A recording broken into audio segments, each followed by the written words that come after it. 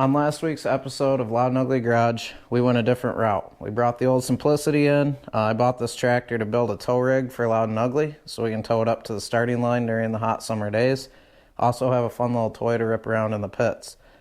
Last week's episode I talked about keeping the stock chassis and just modifying it. But if you know me, I don't leave anything alone. So went ahead and cut some tubing out over at Dad's shop, brought it over here. We're going to go full tubular chassis on this. I've got a full axle kit with hydraulic disc brakes and also a centrifugal clutch for a brand new Predator engine. So hang on tight, and we're going to get started on that right now.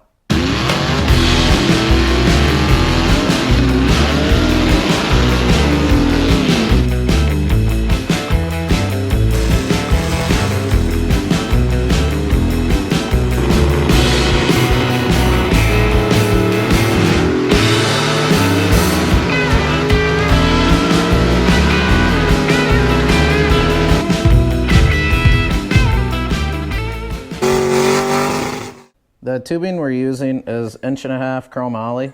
So we had some of this laying around. My dad let me use it for this build. Coop the shop dog, he approves of it, right? Yeah. So first step today, I already cut the length of all the pieces here.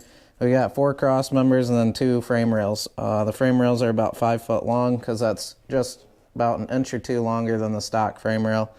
And then all we got to do is notch these tubes, get them welded together, and then we can strip the axle out of the front of the old chassis and then put the new rear axle in and get this thing sitting on all 4.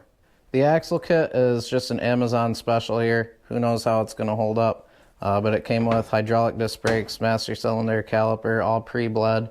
Chunk of chain, we'll probably have to extend that, but the clutch piece did come with more chains, so maybe we can add the two together. It came with hubs, all the nuts and bolts for this thing, a rotor, and bearings for the axle to ride on. And then after last week's episode, the next day we went to Harbor Freight, bought a brand new Predator. This is a 459cc, which I think is 15.8 horsepower, which is kind of overkill, but should be pretty fun. It's got electric start on it, which will be nice. I've got this clutch that I ordered as well. This thing was like 30 bucks. It's a centrifugal clutch. It didn't come with any set screws or anything, so I just went and got set screws and then an end to hold it onto the shaft. This is rated for 10 horsepower, so we're going to test the limits and see if it holds up to 15.8.